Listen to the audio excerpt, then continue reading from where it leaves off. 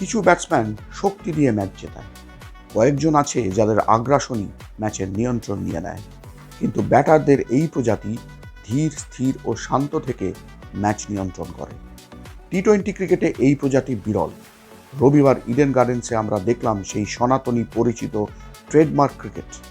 Sanju Samson, যার ব্যাটিংয়ে ফিরেছে রান, এবং তার 50 বলে 95 রানের ইনিংসই ভারতকে বিশ্বকাপের সেমিফাইনালে ইংল্যান্ডের মুখোমুখি দাঁড় করিয়ে দিল।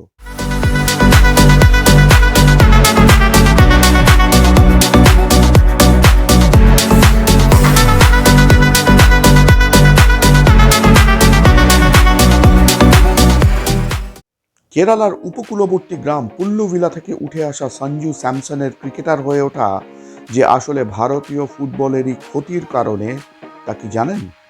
জানাবো একটু পরে, কিন্তু সেজন্য আপনাকে ভিডিওটা স্ক্রল না করে শেষ পর্যন্ত দেখতে হবে। আর এই ভিডিও ভালো লাগলে লাইক, শেয়ার করতে হবে। আর চ্যানেলটি সাবস্ক্রাইব করে নিলে তো কথাই নেই, নিয়মিত পাবেন এমন আরও আকর্ষণীয় ভিডিও।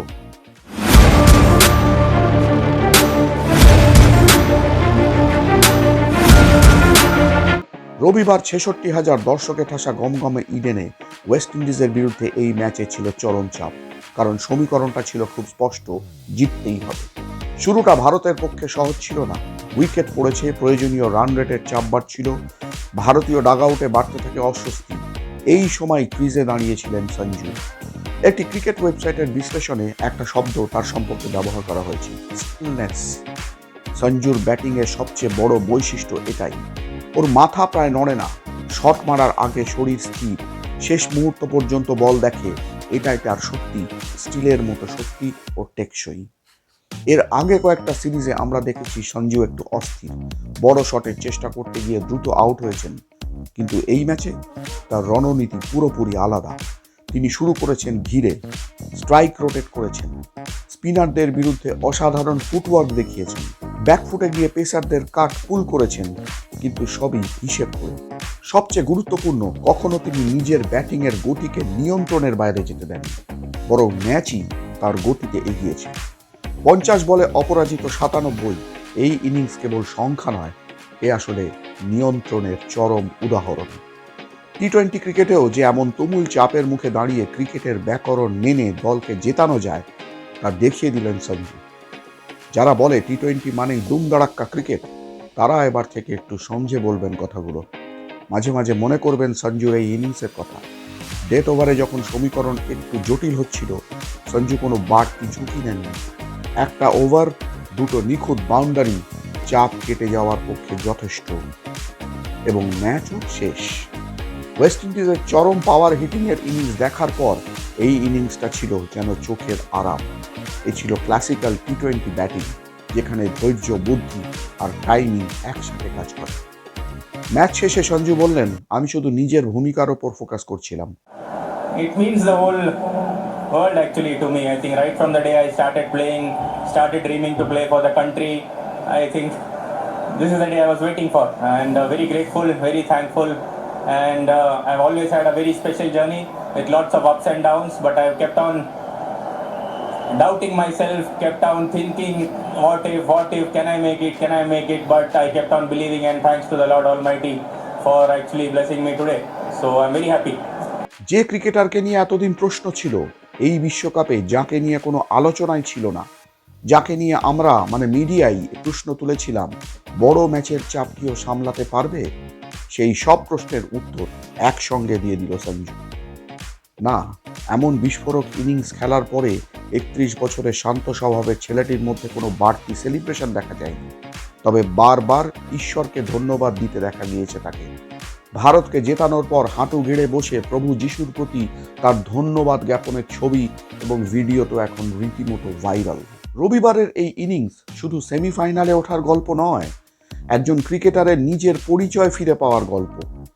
তার স্টিলনেস ফিরেছে, আত্মবিশ্বাস ফিরেছে, এসবের সঙ্গেই চলে এসেছে রানের স্রোত। কিন্তু কে এই সঞ্জু স্যামসন? কেন শুরুতেই বললাম তিনি আসলে ভারতীয় ফুটবলের ক্ষতি এবং ক্রিকেটের লাভ? আসলে তার বাবা স্যামসন বিশ্বনাথ ছিলেন দিল্লি পুলিশের এক কনস্টেবল। তিনি ছিলেন এক ফুটবলার, সন্তোষ ট্রফিতে দিল্লির হয়ে খেলেও ছিলেন তিনি। তাই নিজের ছেলেকে ফুটবলেই পাঠাতে পারতেন তিনি, কিন্তু ছেলের ইচ্ছাকেই প্রাধান্য দেন। সঞ্জুর ভাই স্যালিও ক্রিকেটার, খেলেছেন কেরালার জুনিয়র দলের হয়ে, কিন্তু পড়াশোনার জন্য ক্রিকেট নিয়ে বেশি দূর এগোননি তিনি। বর্তমানে সে রাজ্যের এইজি দপ্তরের কর্মী তিনি। উত্তর দিল্লির জিটিবি নগরে পুলিশ কলোনিতে থেকে বড় হয়েছেন সঞ্জু। পড়তেন রোজারি সিনিয়র সেকেন্ডারি স্কুলে। শালিমার বাগে ডিএভি মডেল স্কুলের ক্রিকেট একাডেমিতে কোচ যশপালের তত্ত্বাবধানে ক্রিকেট খেলা শুরু তার। কিন্তু দিল্লির ক্রিকেটে দুর্নীতি আর স্বজন পোষণের অভিযোগ তো বহুদিনের।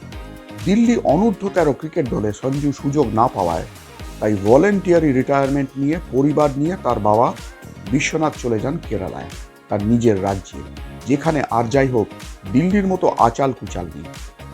নিজের ফুটবল কেরিয়ারের ইতি টানেন বিশ্বনাথ স্যামসন। তাদের গ্রাম তিরুবনন্তপুরমের কাছে সেখানকার মাস্টার্স ক্রিকেট ক্লাবে ভর্তি করে দেন দুই ছেলেকে। পরের দিকে সেখানকার মেডিকেল কলেজ গ্রাউন্ডে প্রাক্তন ক্রিকেটার ও কোচ ভিজু জর্জের কাছে ক্রিকেটের তালিম নেওয়া শুরু করেন সঞ্জু। ভিজু জর্জকে মনে আছে? কেকেআরের সাপোর্ট স্টাফ ছিলেন তিনি। বর্তমানে দিল্লি ক্যাপিটালসের ফিল্ডিং কোচ। দিল্লির অনূর্ধ্ব 13 দলে সুযোগ না পেলেও কেরালায় গিয়ে অনূর্ধ্ব 13 দলে ডাক পান সঞ্জু। সেখান থেকেই তার আসল ক্রিকেট অভিযান শুরু এবং বর্তমানে তিনি চেন্নাই সুপার কিংসের সদস্য। ঘরোয়া ক্রিকেটে কেরালার হয়ে খেলেন এবং 2014 অনূর্ধ্ব 19 বিশ্বকাপে ভারতীয় দলে ছিলেন তিনি এবং সেই দলের সহ অধিনায়কও ছিলেন সঞ্জু। সেই দীর্ঘ অভিযান পেরিয়ে রবিবার মাঠে যা করে দেখালেন সেটা পুরোটাই ছিল তার প্রাপ্য, এতদিনে পরিশ্রমের ফসল। সঞ্জু স্যামসনই হয়তো এই বিশ্বকাপে ভারতের এক্স ফ্যাক্টর হয়ে উঠবেন। সঞ্জু সম্পর্কে তোমরা কি বলতে চাও কমেন্ট করে জানাও। আর এই ভিডিও ভালো লাগলে লাইক, শেয়ার আর সাবস্ক্রাইব করতে ভুলো না। পরের ভিডিওয়ে তাহলে ফের দেখা হবে। টাটা।